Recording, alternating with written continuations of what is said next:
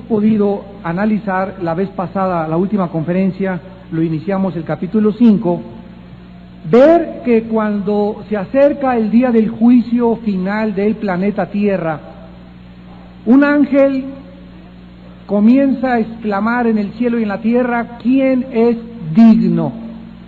Se retrata a Dios con un libro en la mano derecha, sellado por dentro y por fuera, escrito por dentro y por fuera, con 7 sellos. Todo esto lo vimos la clase anterior, y vemos que nadie, ni en el cielo, ni en la tierra, ni debajo de la tierra, fue hallado digno de poder abrir los sellos. Es increíble que el poderoso ángel o arcángel Miguel y Gabriel no pudieron contestar esta pregunta. Ellos no pudieron decir: nosotros somos dignos. Millones de ángeles en el cielo permanecieron ante este cuestionamiento en silencio también. Esto nos sugiere que ni siquiera los ángeles son dignos, ni tampoco cumplen los requisitos, ni tienen las cualidades requeridas para que pudieran abrir el libro sellado de Dios. Job, en su capítulo 4, versículo 18, dijo esto de los ángeles: he aquí, dice el Señor, en sus siervos no confía, y notó necedad en sus ángeles. Dice la Biblia que tampoco en la tierra se encontró a nadie. Se fueron a buscar a San Martín de Porres, a San Cirindano, a ver qué papa, a ver qué santo, a ver qué monje, a ver qué persona, y nadie fue encontrado en la tierra digno. Ni Abraham contestó, ni Isaac, ni Jacob, ni José, ni Moisés, ni David, ni Elías, ni Jeremías, ni Juan, ni nadie absolutamente. Todos estos grandes hombres de Dios estaban incluidos como indignos. La raza humana, de acuerdo a la Biblia, está bajo juicio y bajo maldición, y no hay ningún ser humano que pueda ser calificado como justo.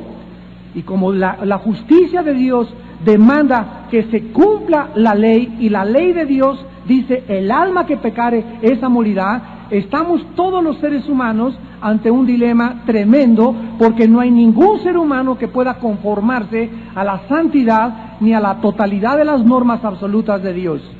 Entonces Dios no resuelve este problema, ya que no somos dignos ningún ser humano de alcanzar las normas y de satisfacer la justicia de Dios. Dios nos responde desde el cielo dándonos una justicia que no es de nosotros. Esto se llama en teología la imputación de la justicia de Cristo a nuestro favor. Y aquí Dios en la cruz hace 2 cosas: nos da a nosotros una justicia que no nos corresponde, que no es de nuestros méritos, ni jamás nos la podríamos ganar, y al mismo tiempo la culpa de nosotros se la pone en su Hijo Jesucristo. Dios nos da la justicia de su Hijo, y a su Hijo Jesucristo lo carga con nuestra culpa y con nuestros pecados. Dios a su Hijo Jesucristo lo juzga en la cruz, y Cristo paga por los injustos con su justicia la satisfacción de la ley de Dios. Y entonces Dios, dice la Biblia, nos da un título que se llama justos delante de Él. Pero esta justicia que tú y yo tenemos, ahora que hemos nacido de nuevo, que hemos tenido la conversión y que hemos sido regenerados, no es nuestra. Por eso no somos dignos, porque ni siquiera esa justicia es de nosotros. Entonces la justicia nos es imputada de afuera hacia adentro. Esto es muy importante, síganme con cuidado. Pero la santidad nos es infundida adentro. A ver otra vez, la justificación o la justicia de Dios es de afuera. Nos da Dios una justicia, por afuera no entra a nosotros, sino que por afuera Dios nos ve como justos, porque aunque no lo somos. Pero la santidad nos es infundida dentro de nosotros. Entonces por afuera todos somos justos ante Dios y todos estamos en la misma posición, pero no así en la santidad. Bueno, esto ya es otra parte de la teología sistemática. Pero la Biblia dice en Romanos 3:23, por cuanto todos pecaron. Y en el original griego dice, por cuanto todos continúan pecando. Porque está en presente continuo en el original gramatical griego. Y estamos destituidos todos de la gloria de Dios. También dice aquí en Apocalipsis 5 que ni tampoco debajo de la tierra había nadie digno de poder abrir el sello. El bajo mundo, que es el centro de la tierra, donde habitan los espíritus de quienes han muerto sin Cristo, desde Cristo a nuestros días, hay otra prisión que se llama el abismo, y hay otra que se llama el Tartarus, y hay otra que se llama el Abadón. Hay 4 prisiones de oscuridad en el centro de la tierra. Nadie, lógicamente, pudo contestar tampoco desde ahí. Ahora, ante esta situación, dice Apocalipsis 5:4, ante esta situación, Juan se puso a llorar. Vamos a recordar, ¿dónde estaba Juan? En el cielo. Estas son las únicas lágrimas que la Biblia nos retrata que son derramadas en el cielo, porque en el cielo ya nadie llora, como lo vamos a ver a continuación. Y esto es interesantísimo, porque esta es la única parte en la Biblia donde hay lágrimas en el cielo.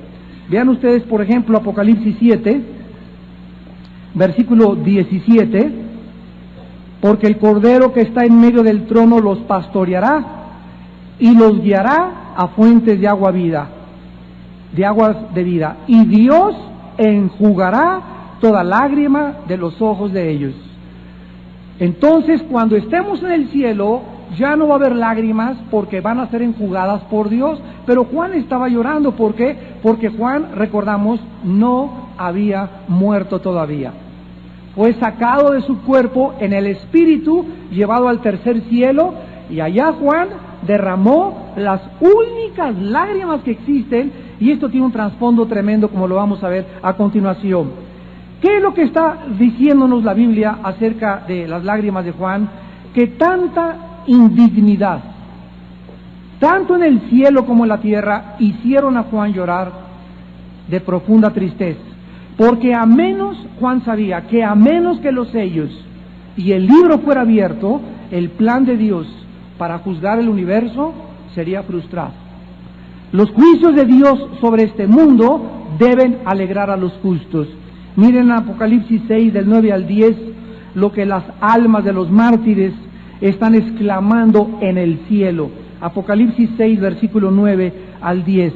Cuando abrió el quinto sello, vi bajo el altar las almas de los que habían sido muertos por causa de la palabra de Dios y por el testimonio que tenían.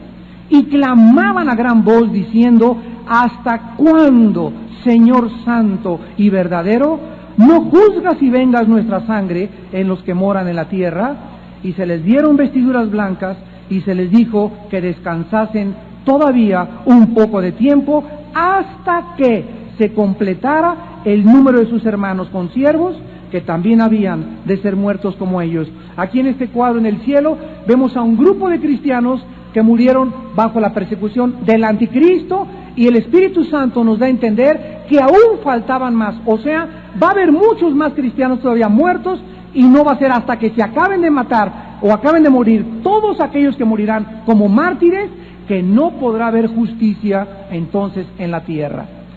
Y cuando Juan se dio cuenta de que no había nadie digno, lloraba ante la posibilidad de que la acción final y decisiva de Dios fuese pospuesta indefinidamente.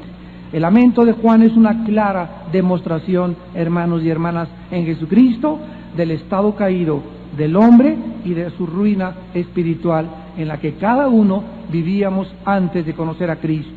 Juan estaba anhelando ver un mundo ya libre del pecado como nosotros lo anhelamos. Oh Dios, ya que se acaben las guerras, que se acabe el pecado, que se acaben los abortos, que se acaben las violaciones.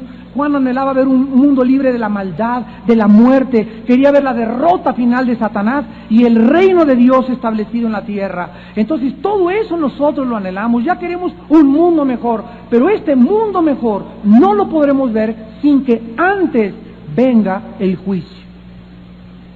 Primero Dios tendrá que juzgar a la humanidad, porque la paga del pecado es la muerte, y la justicia de Dios no fue satisfecha, y los hombres rechazaron la salvación en Cristo, y Dios tendrá que intervenir juzgando al mundo con justicia. Una vez que los juicios de Dios caigan sobre el mundo y los moradores de la tierra, después vendrá entonces nuestras recompensas y el reino milenial de Cristo durante 1000 años. Entonces todos nosotros vemos que en el cielo, como lo hemos podido ver en el capítulo 5, están alegres cantando los ancianos, los 4 seres vivientes, con arpas, con las copas de oro llenas de incienso, que son otras oraciones. Dios asocia, como lo vamos a ver también, las oraciones nuestras con la prontitud en que los juicios caerán. ¿Se acuerdan ustedes en Ezequiel 9? Vamos rápidamente a Ezequiel 9, cuando Dios juzgó a Jerusalén. ¿Qué fue lo que Dios hizo cuando Dios juzgó a su ciudad, a la que Él escogió donde su nombre fuera puesto? Jerusalén, a esa ciudad prometida donde está la mano de Dios, a esa ciudad Dios comenzó a juzgarla primero. ¿Y qué fue lo que hizo Dios antes de juzgar a esa ciudad? Miren lo que dice aquí en el capítulo 9 de Ezequiel. Dice en el versículo 3 y 4, y la gloria del Dios de Israel se elevó de encima del querubín sobre el cual había estado al umbral de la casa. Y llamó Jehová al varón vestido de lino, que tenía a su cintura el tintero de escribano, y le dijo Jehová: pasa por en medio de la ciudad, esta ciudad es Jerusalén, por en medio de Jerusalén, y ponles una señal en la frente a los hombres que ¿qué? A los hombres que gimen y que claman a causa de todas las abominaciones que se hacen en medio. ¿Qué fue lo que hizo que Dios interviniera para juzgar a Jerusalén? Que había un remanente en Jerusalén llorando, clamando: oh Dios, líbranos, oh Jesús, ven, oh Padre Santo, mira cuánta degradación, cuántas niñas abortando, cuántas niñas violadas, cuántos abusos sexuales, cuánta pornografía, todas estas cosas que en el mundo están aumentando. Quiero preguntarte, ¿han puesto sobre tu vida una carga que te impelen, que te llevan, que te motivan a caer de rodillas, no sé, 2 o 3 veces a la semana, y a que derrames lágrimas de tristeza ante tanta maldad que hay, ante tanta desvergüenza, tanto cinismo, tanto narcotráfico, tantos asesinatos, tantos robos, tanta falsedad de la humanidad? ¿O eres una persona que te dices cristiana pero eres indiferente? Ves las noticias, ves esto y lo otro, pero nada, ya no te llega nada a tu casa. Solamente cuando te roban o cuando te tocan tus intereses, te pones a llorar. Pero tú no tienes un corazón sensible ante el pecado y el dolor de la humanidad. Cristo, cuando bajó al mundo, dice la Biblia, veía a las ovejas y las veía como ovejas sin pastor.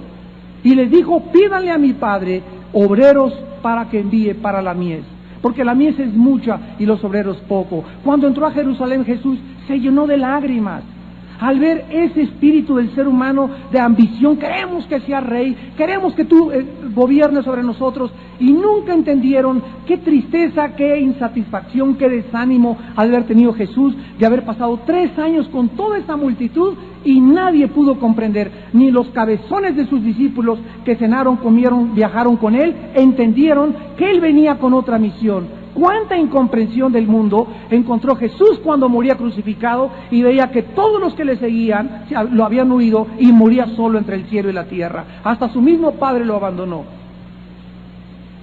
Todas estas cosas, si no entran a tu corazón y tú no tienes ese corazón que hubo en Cristo Jesús y ese sentir que hubo en Cristo Jesús, no estás creciendo ni madurando en tu vida cristiana, porque nuestro corazón debe latir junto al corazón de Dios. Nuestro corazón debe llorar cuando llora Dios.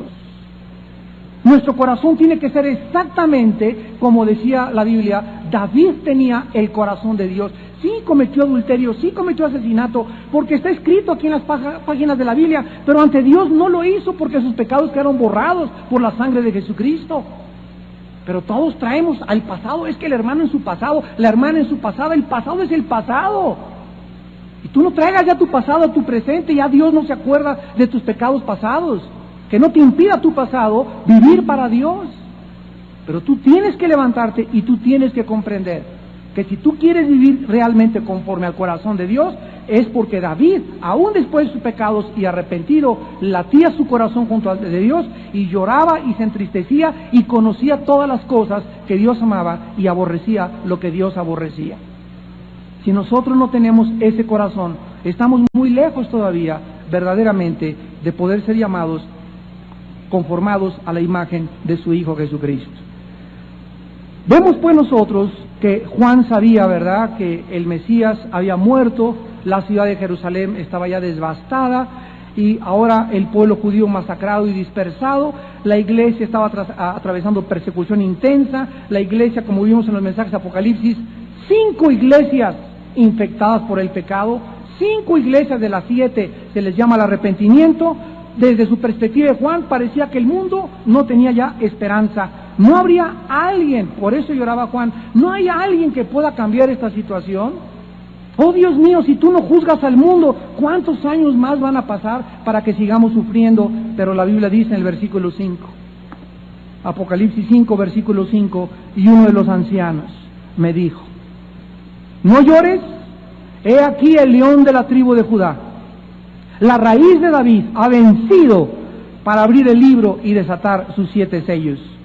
Y miré y vi que en medio del trono y de los 4 seres vivientes y en medio de los ancianos estaba en pie un cordero, como inmolado, que tenía 7 cuernos, 7 ojos, los cuales son los 7 espíritus de Dios enviados por toda la tierra. Por causa de esta tristeza en la que Juan estaba sumido, uno de los 24 ancianos se acercó a decirle, no llores. Esto también nos prueba que estos 24 ancianos, como ya lo vimos, no representan ni a Israel ni a la iglesia, como se ha enseñado supuestamente, muchas veces habíamos aprendido. Ya dimos las razones cuando estudiamos los 24 ancianos, pero si estos ancianos fueran los 12 apóstoles, Juan debería estar entre ellos, en primer lugar. En segundo lugar, si hubiera sido Pedro, Pablo, Santiago, Mateo, él los hubiera reconocido. ¿Qué hubo, mi Peter? ¿Cómo estás? Pero dice la Biblia que se acercó uno de los ancianos y Juan no le dijo, oye, ¿cómo estás? Ni lo reconoció, y la Biblia dice que nos vamos a reconocer en el cielo. Entonces esto nos prueba también que ninguno de esos ancianos era conocido para el apóstol Juan. Entonces se acerca uno de los ancianos y le dice a Juan, no llores, el león de la tribu de Judá, la raíz de David, ha vencido para abrir el libro y desatar sus 7 sellos. Quiero que vean en primer lugar que el título que se le da a Cristo, ya estando arriba glorificado, es el león de la tribu de Judá. Después, el segundo título es el Cordero, y el tercer título es la raíz de David. Noten ustedes que vemos a un Cordero con el título que tenía antes de que subiera al cielo, porque fue la forma como Juan el Bautista lo presentó. Cuando Juan el Bautista hizo su aparición en el mundo, en el río Jordán, le dijo a la gente, he ahí el Cordero de Dios, que quita el pecado del mundo. Esta fue la introducción del Hijo de Dios al escenario mundial a través de su primo hermano Juan el Bautista. Juan lo presenta al mundo y no lo presenta, he ahí el Hijo de Dios, he ahí el Hijo del Hombre, he ahí el Rey de Reyes, señores, he ahí el Mesías, he ahí el Salvador. El título que el Espíritu Santo le pone a Juan es el Cordero de Dios. ¿Por qué? Porque al decir Juan a los judíos, he aquí el Cordero de Dios, la palabra Cordero, los judíos inmediatamente les haría regresar a su pasado y recordar que el Cordero de la Pascua, desde Éxodo 12, donde se inició el mes de Nisan, el calendario judío religioso, marcó el comienzo del calendario judío y donde se abrió el calendario con un memorial que se llama la Pascua o el Pejá, que nos habla de ese Cordero que murió en una cruz. Entonces los judíos, cuando supieron que era el Cordero de Dios, lo asociaron con un sacrificio. Con un sacrificio. O sea que cuando Juan dijo, he aquí el Cordero de Dios, estaba ese título marcando el destino del Hijo de Dios. Él era el sacrificio de Dios en nuestro lugar. Ahora, lo que me ha parecido interesantísimo es esto. Estaba yo en la mañana orando y meditando en este pasaje y yo veía a Jesús, primero lo introducen como el león de la tribu de Judá. Ahora, qué interesante que se nos diga en el cielo que Jesús es el león de la tribu de Judá, porque esto, el Apocalipsis, nos hace regresar y vayamos hasta Génesis 49. El título, el león de la tribu de Judá, nos hace que regresemos al primer libro de la Biblia. Vemos qué interrelación, qué armonía existe en los 66 libros de las Sagradas Escrituras. Esto es sobrenatural, asombroso y maravilloso. Cuando Jacob, Génesis 49, iba a morir reunió a todos sus 12 hijos y a cada uno de ellos, al darles la bendición, predijo, profetizó sobre cada uno de sus 12 hijos que formarían la nación de Israel o las tribus de Israel. Les profetizó a cada uno de ellos. Ya lo vimos cuando estudiamos en los patriarcas de Israel, vimos todas las profecías correspondientes a cada hijo.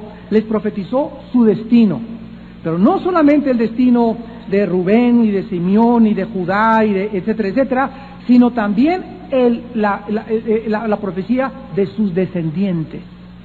Y vimos también cuando estudiamos este pasaje en los patriarcas de Israel que la descendencia se comportó exactamente en la Biblia conforme a la profecía que se le dio a cada uno de los hijos. Veamos en Génesis 49 la profecía que se hizo acerca del Mesías en el versículo del 8 al 10. Se acerca, le toca ser bendecido a Judá y le dice Jacob, Judá. Recordemos que Judá significa alabanza, alabanza. Te alabarán tus hermanos, tu mano en la cerviz de tus enemigos. Los hijos de tu padre se inclinarán a ti. Cachorro de león, Judá. De la presa subiste, hijo mío, se encorvó, se echó como león, así como el león viejo, quien lo despertará, no será quitado el cetro de Judá, ni el legislador de entre sus pies, hasta que venga Silo. En el hebreo significa el enviado, que es un título del Mesías, y a él se congregarán los pueblos. Vemos pues que el título en Apocalipsis, el león de la tribu de Judá, está exactamente llevándonos o transportándonos al pasado y mostrándonos que esa profecía de Jacob se cumplió no cuando Cristo vino la primera vez, sino que Jacob habló de algo que pasaría hasta el fin, 2000 años, 3000 años, 4000 o 5000 años, 10000 años después de que él habló. Eso se cumpliría cuando Cristo venga por segunda vez a reinar y a rugir como un león y vengarse de sus enemigos.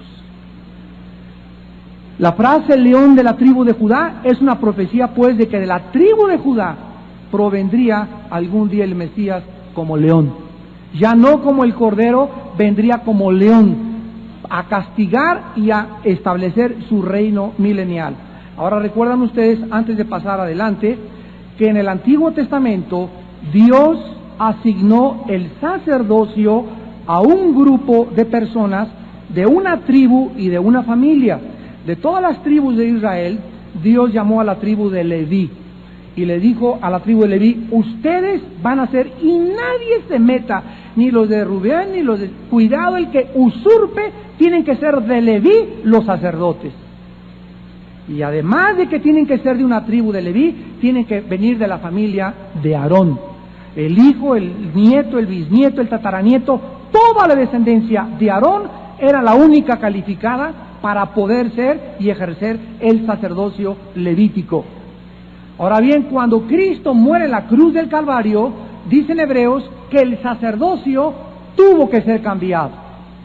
¿Por qué? Porque ya no se podían seguir ofreciendo más sacrificios a través del sacerdocio de Leví, porque Cristo ofreció un sacrificio superior, mucho mejor que el sacrificio y los millones de sacrificios que ofrecieron a través de todos los animales muertos. Entonces, al ser cambiada la ley, cambió el sacerdocio. Pero algo que sorprendió a los judíos es que cuando Cristo vino al mundo, una de las cosas por la cual lo rechazaron es de que él no podía ofrecer un sacrificio si no pertenecía a la tribu de Leví. Ni siquiera venía de Aarón Jesucristo. ¿Cómo se atreve este usurpador? Pues que no conoce el Antiguo Testamento. Él lo conocía mucho mejor que ellos, al grado que ellos se les olvidó que el Mesías no vendría de Leví, vendría de Judá. Y aquí estaba escrito desde Génesis 49, cómo se les fue a brincar la cadena a los teólogos, a los fariseos, a los escribas, a estudiantes de la ley, y estos detalles tan importantes se les pasó y no supieron jamás, porque se les entenebreció el entendimiento, que el Mesías vendría no de Leví, porque no sería conforme al sacerdocio de Leví. El sacerdocio del Mesías sería un sacerdocio superior al del hombre, que es el de Leví y el de Aarón. El sacerdocio de Cristo, dice Hebreos 7, sería conforme al sacerdocio de Melquisedec,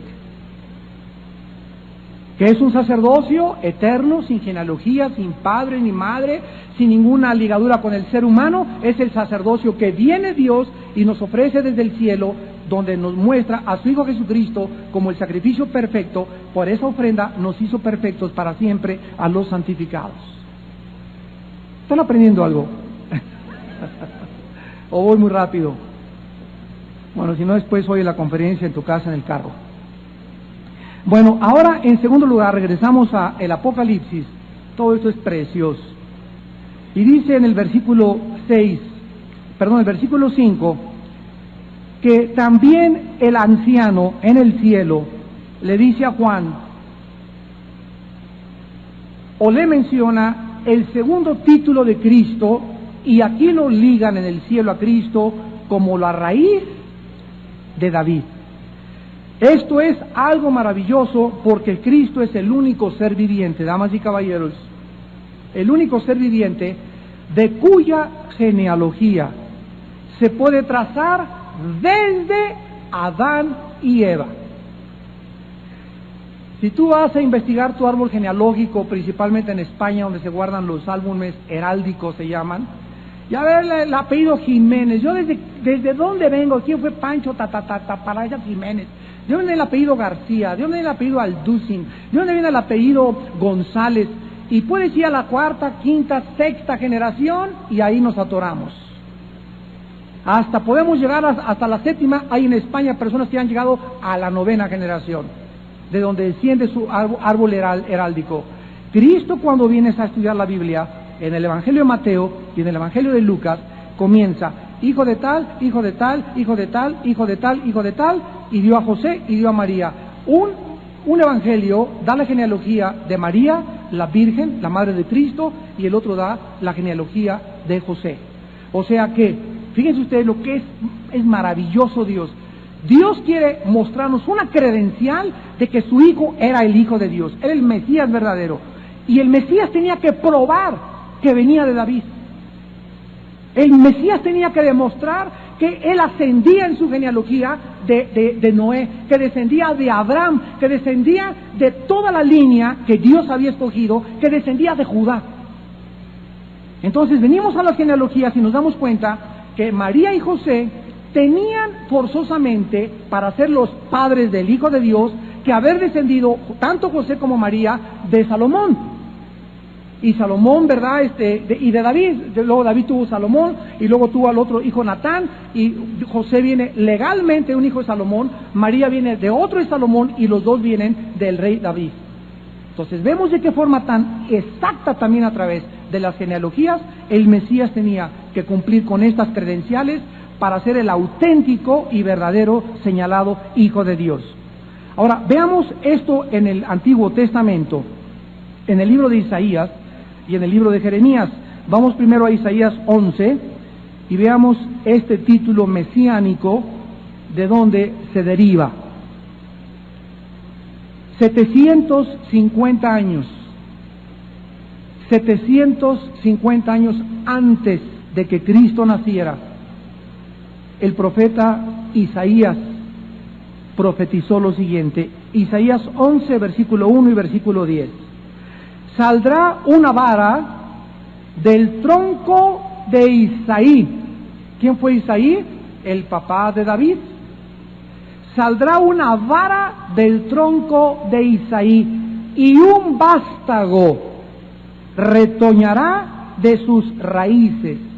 Aquí este profeta está guiado por el Espíritu Santo diciendo que del padre de Isaí saldría una vara, que fue David, y después vendría un vástago que dice retoñaría. Esta palabra en el hebreo es resucitar, o volver otra vez a dar fruto. ¿De qué nos habla esto? De un árbol que fue cortado. ¿Quién es este árbol? Israel. Pero cuando el árbol fue cortado, quedó la raíz. Y la profecía es que ese tronco volvería otra vez a dar fruto. Y esa raíz volvió a dar fruto en Jesucristo. Cristo viene de la raíz, de la descendencia de Israel. Cristo fue judío, los primeros cristianos fueron judíos, la primera iglesia fue judía, para que se cumpliera la profecía que la salvación vendría de los judíos. Cristo nace de Israel, Israel es cortado, pero el tronco nos muestra que cuando queda la raíz, tiene otra vez oportunidad de volver a crecer como un árbol. Y esto es lo que el Espíritu Santo está usando como figura para ilustrarnos lo que sucedería con el nacimiento de Jesucristo. Ahora veamos el versículo 10 del mismo capítulo 11 de Isaías. Y dice: acontecerá en aquel tiempo que la raíz de Isaí, la cual estará puesta por pendón a los pueblos, será buscada por las gentes y su habitación será gloriosa. ¿Qué se está profetizando aquí? La venida a través de la descendencia de David del Mesías. Ahora veámoslo también en Jeremías, capítulo 23 y 33. También el profeta Jeremías habló respecto, guiado por el Espíritu de Dios. Dice Jeremías capítulo 23, versículos 5 y 6. He aquí que vienen días, dice Jehová, en que levantaré ¿a quién? A David. Miren cómo se llama al Mesías: renuevo justo. O sea, volverá a retoñar. Acuérdense que cuando David murió, ¿qué sucedió? Salomón ocupó el trono.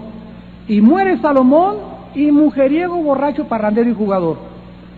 Acaba con el reino y se divide el reino de Israel en dos, en Jeroboam y Robán sus hijos, y sigue una línea de reyes maldosos, el 80% fueron malos, etcétera, etcétera, hasta el año 606, en que son hechos cautivos por el rey de Babilonia, Nabucodonosor, y se acaba desde hace 2600 años. Israel terminó con Dios, terminó como Estado, terminó como el pueblo de Dios, y hasta 1948, cuando recobraron su independencia y la nación nació en un solo día, volvió otra vez a Israel a figurar dentro de los planes de Dios como un aviso a las naciones que comenzaba a retoñar la higuera, que comienza esta ciudad a levantarse, que los huesos secos de Isaías 37 se comienzan a juntar, y lo único que les falta es la vida, el soplo del Espíritu Santo, para que todo Israel sea salvo.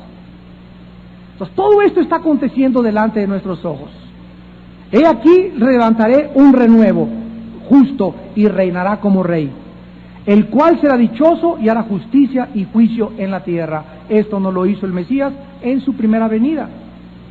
Él murió crucificado, despreciado y desechado entre los hombres. Los judíos se equivocaron, no sabían ni de qué tribu iba a venir, no sabían que primero tenía que venir a sufrir, lo crucificaron y dijeron: este no puede ser el Salvador, estamos esperando que alguien venga, nos libere del pueblo romano, del yugo romano. Este hombre, ¿por qué no usa su poder? Si eres el Cristo, bájate la cruz, usa tu poder, desclávate. Pues no, que tú resucitaste a Lázaro y que caminaste sobre el agua, entonces ¿por qué nos dejas así? Y confundió la sabiduría de Dios, la sabiduría de los hombres. Porque escrito está: destruiré la sabiduría de los hombres y desecharé el entendimiento de los entendidos. Porque lo necio del mundo escogió Dios para avergonzar a los sabios, y lo débil del mundo escogió Dios para avergonzar a los fuertes, y lo vil y lo menospreciado escogió Dios para deshacer lo que no es, a fin de que nadie se jacte en su presencia. 1 Corintios 1, 25 al 28. Entonces, regresamos a Apocalipsis.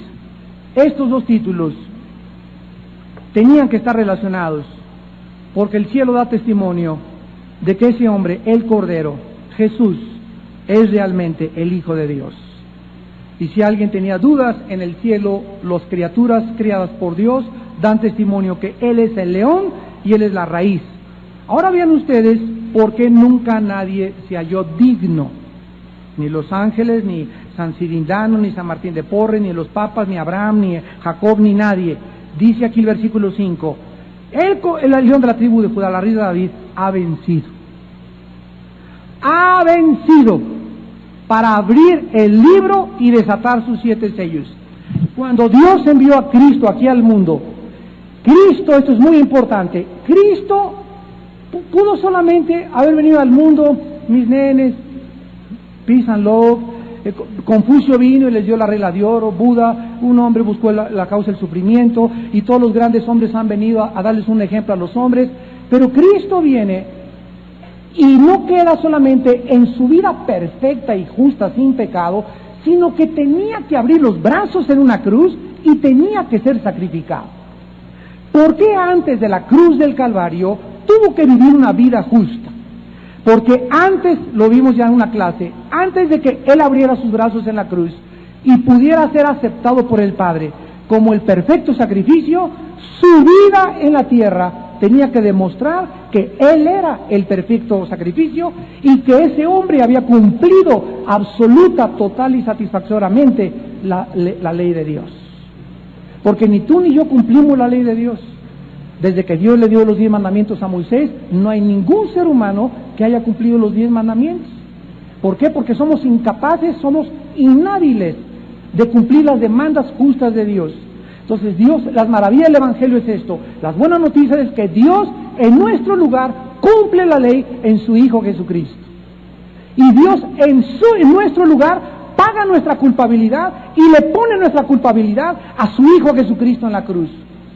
Y una vez que el Hijo de Dios toma tu culpa y mi culpa, tus pecados y mis pecados, Dios la justicia de Cristo nos las da a nosotros y la culpa de nosotros se la pone a Él. Esto es un intercambio que hubo entre el justo y los injustos. Y todo esto Dios lo resuelve a través de la justicia de su Hijo Jesucristo. Entonces, como nadie pudo vencer en la cruz, ni nadie pudo vivir la vida de Cristo, los ángeles no podían venir a salvarnos, porque para el Salvador tenía que identificarse con la raza humana, y los ángeles son criaturas especiales que no fueron creadas para vivir en esta tierra, sino en el ámbito espiritual. Entonces todas estas condiciones, toda esta logística tenía que llevarse a cabo, todo este mecanismo tenía que cumplirse para que entendiésemos nosotros qué es lo que significa la muerte de Cristo en la cruz. Muchos de ustedes saben que Cristo murió en la cruz, pero muy pocos de ustedes saben por qué murió en la cruz. Y cuando queremos contestar por qué murió en la cruz, nos introducimos al mundo de la teología. La teología es el estudio de Dios, el estudio de la mente de Dios, y la teología es la disciplina intelectual, filosófica, mental y espiritual más grande, y el desafío más grande a la mente humana que existe, para que cualquier persona que le interese y le guste el estudio y meterse profundamente en un libro, no hay comparación como la Biblia, porque ni 500 años nos bastarían para poder nosotros comprender todos los misterios de Dios. Yo todos los días, salgo con todo mi corazón, todos los días me asombro, todos los días en la mañana cuando tengo tiempo con Dios, paso mi devoción, siempre le digo, oh Dios, asómbrame, muéstrame, revélame algo, y hay cristianos que, ya lo sabía, Hay verdades que ya en ti ya no se prende, como los discípulos en el camino de Maús, que dice, cuando nos comenzó a hablar, sentimos que un fuego quemaba nuestro corazón. Así tú tienes que sentir cuando tienes comunión con Dios en la mañana, temprano, y tu devocional con Dios, que un fuego te quema, que sientes, que lo entiendes, que lo puedes percibir. ¿Por qué? Porque el Espíritu Santo te está revelando las maravillas del corazón y la profundidad de la mente de Dios. Ahora dice el versículo 6, Apocalipsis 5:6, que entonces Juan, habiendo entendido que la persona o el ser que abriera los sellos y que tuviera el derecho de juzgar al mundo, porque ya vimos que en la clase pasada que el libro contiene los 6 sellos, las 7 trompetas y las 7 copas, tenía que haber vencido. Ahora, Cristo venció 3 cosas. ¿Se acuerdan ustedes que Jesús dijo, en el mundo tendréis aflicción? En el mundo van a sentir ustedes así, se van a sentir así apretados, y Dios mío, y las guerras, y el hambre, y todo. Y dice, la palabra aflicción, tilipsis en el griego, significa bajo presión, o como que te amarran y te aprietan. Dice, en el mundo ustedes van a sentir que el mundo los aprieta. Pero en el lugar de que se sientan apretados, ustedes tienen que reaccionar y decir, tú no tienes ninguna influencia en mí. ¡Yo soy libre! ¿Y qué es lo que nos hace impedir, o qué es lo que nos hace reaccionar a que el mundo está controlado por Satanás, Y el sistema del mundo tiene un propósito: a sentirnos apretados, acorralados, desanimados, fracasados, que estamos en un rincón, que ya no hay salida, ya no puedo casarme, ya no creo en ningún hombre, porque los 3 con que me he casado me maltrataron. Claro que hay un hombre, pero te casaste con 3 misógenos, te casaste con 3 rotoquintopatieros, te casaste con 3 que no valen la pena, porque te casaste 3 veces fuera de la voluntad de Dios. Pero si tú entras a la voluntad de Dios, vas a encontrar que hay hombres que valgan la pena, hay mujeres que valgan la pena, pero te ha ido en la vida como te ha ido por tus pecados, porque no has querido obedecer a Dios.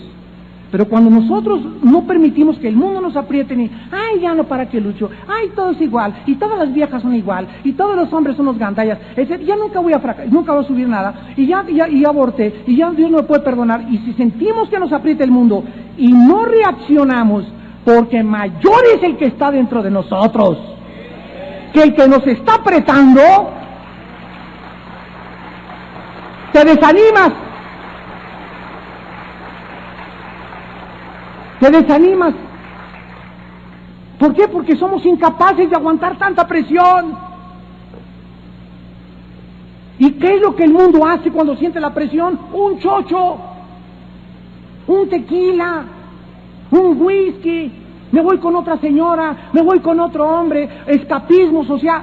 El mundo busca un anestésico. Es tan cruda la realidad de enfrentar al mundo en sus 5 sentidos que necesita el ser humano buscar algo, y nosotros fuimos entregados a Cristo y Cristo a nosotros para que Él sea nuestra fortaleza en el tiempo de nuestra angustia, para que tú descubras que es real.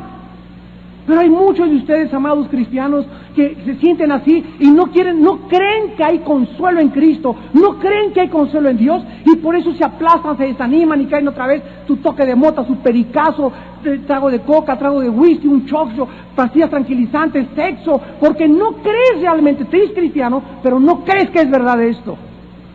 No lo has vivido, lo has oído, lo has aceptado intelectualmente, pero no es una forma parte de tu vivir diario. Y esto es lo que te hace vivir tan fracasado, tu incredulidad, de no creer que sí hay una salida. Prueba la próxima vez que te sientas así, que ya no puedes, cae de rodillas. Filipenses 4, 6 y 7.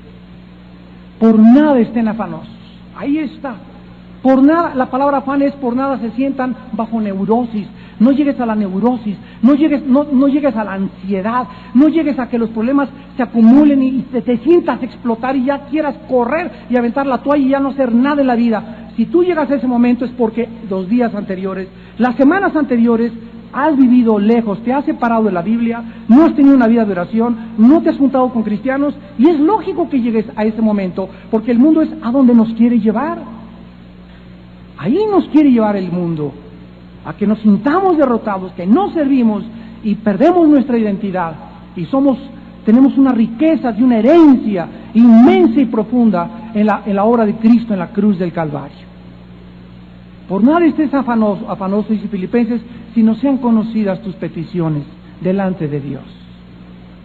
Cae de rodillas, Padre Santo, ya no aguanto, Señor.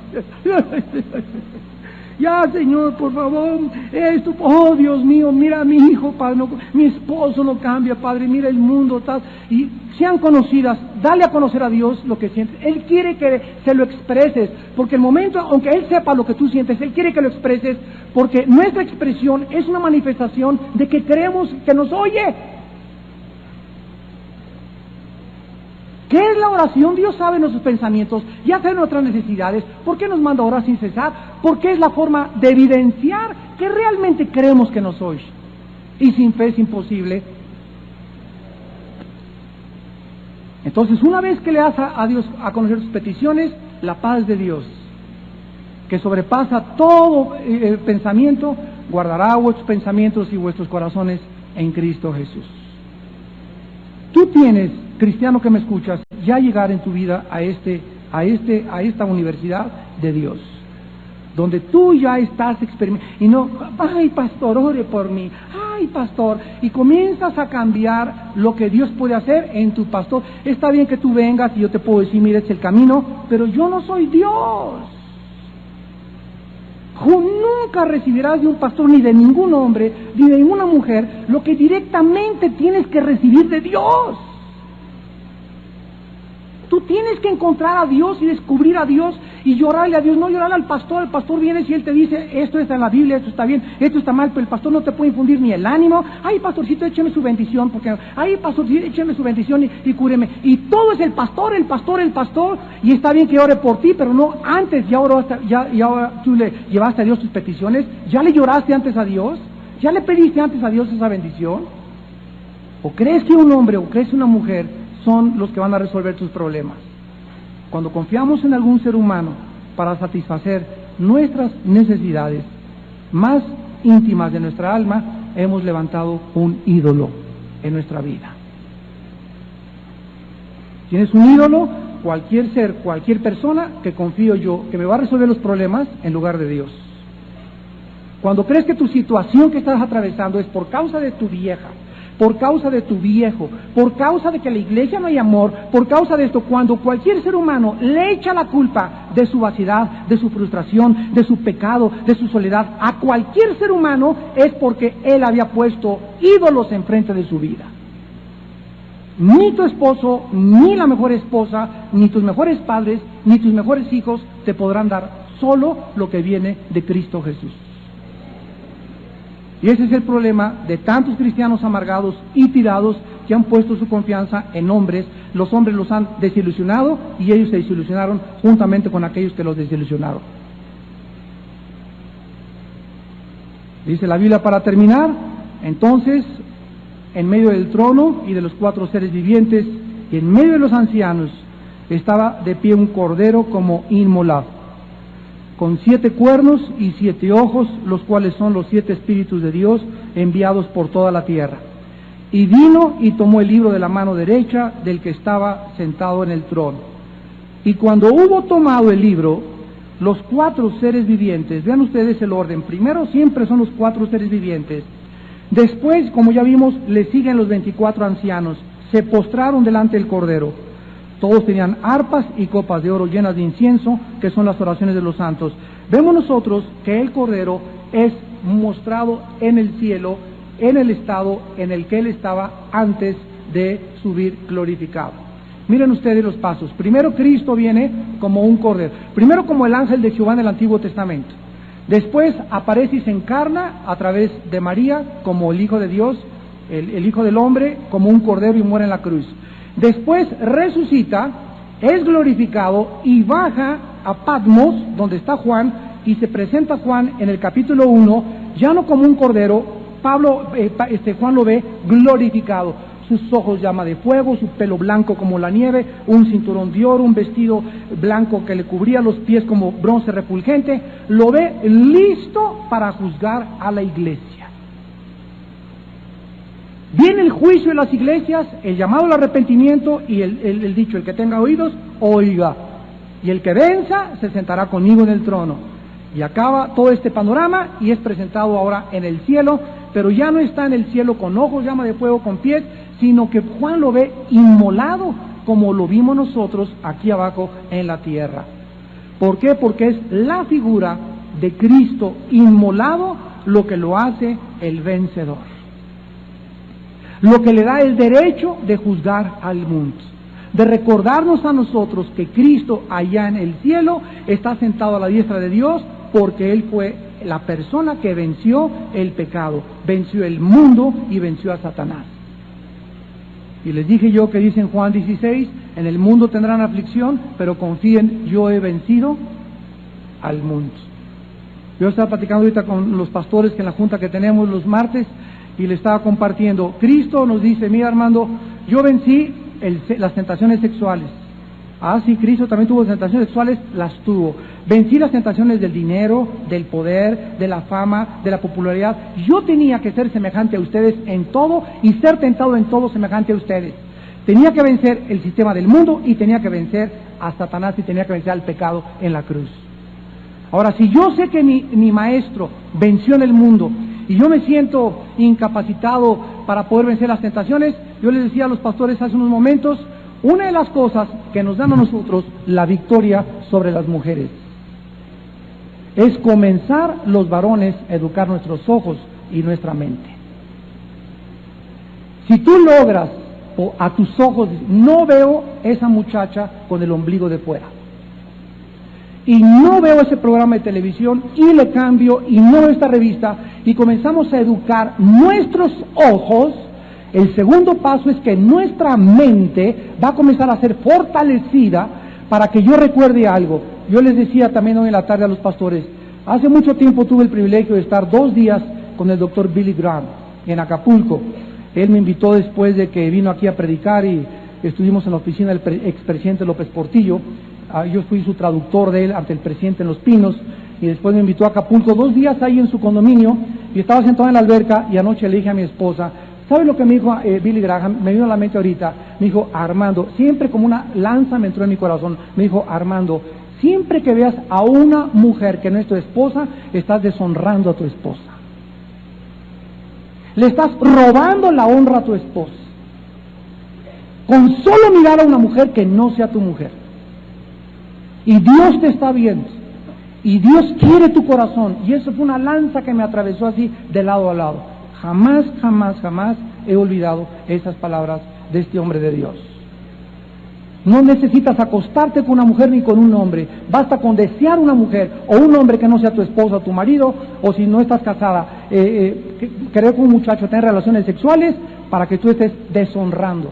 Y me dice, cuando tú deshonras a tu esposa, le estás robando la honra que Dios le da. Porque dice en 1 Pedro 3, tratar a vuestras mujeres como vasos frágiles, dándoles honor. Esa palabra dándoles honor significa dándoles el valor o la honra que Dios les da a las mujeres. Si queremos nosotros verdaderamente ser hombres de Dios y llegar y vencer, tenemos que recordar eso. Me dice Cristo, Armando, tu parte es no veas, no veas. Comienza ya a cerrar, a no ver, y te vas a dar cuenta que sí puedes. Tu problema no son las mujeres o el sexo, la pornografía, la comida. No veas los tamales oaxaqueños. No vayas así, ¿qué tiene de postre? No pases por la panadería del Globo y a ver qué cuernitos hay. Porque te estás, es como tentar a Dios. Tenemos que comenzar a imponernos dentro de nosotros mismos una disciplina. Termina Pablo diciendo en 1 Corintios 9, 25 al 27, golpeo mi cuerpo y lo pongo en servidumbre. No sea que, habiendo sido heraldo de muchos, yo sea eliminado.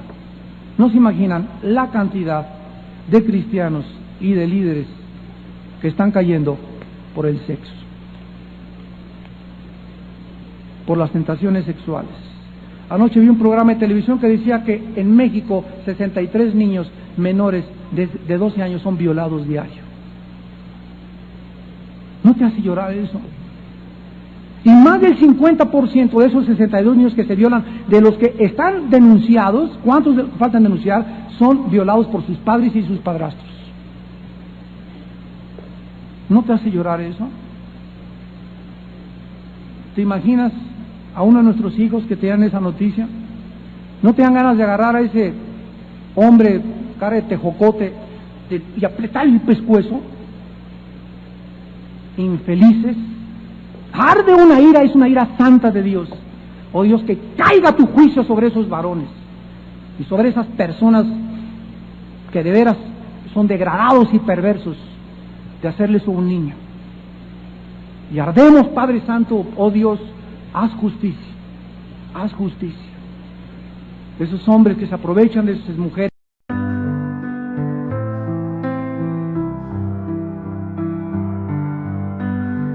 The city lights glow. A doctor moves so slow, healing hearts and minds. Through the dark he will go.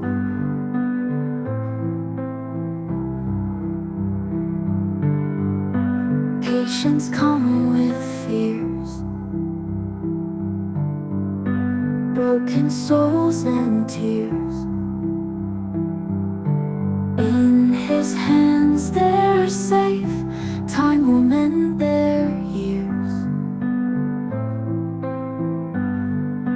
Doctor of dreams he is, healing hearts equipped with skills. Lessons learned in pain, life's a spinning wheel.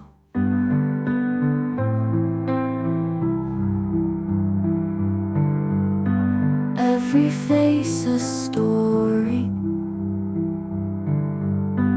every scar a glory. In His care they find strength to move on fully. Lessons life may teach, found in every speech. Doctor's quiet heart, guiding those in reach.